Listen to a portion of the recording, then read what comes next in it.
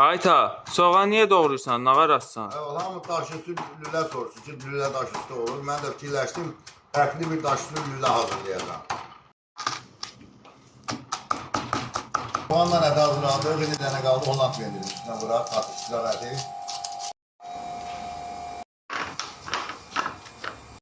Soğan düzüsünə də əlavə edirik. Ət hazırdır, bu da lavaşı. Hər tərəfə vurduqdan sonra məsələn bunu dürməkləyirik. İndi bunu doğrayırıq belə qaydada. Sən odunu açaq. Daş qızı, indi daşı quyruqla yağlayırıq, yüngül. Yapışmasın lavaş. İndi lavaş yüzlərimizi yüzlük başın üstünə.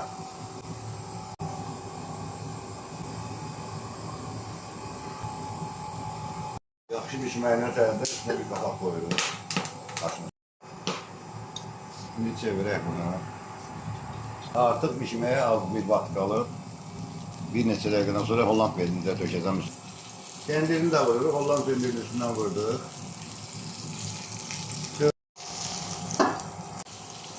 Artıq yeməyimiz hazırdır, daş lüləsi.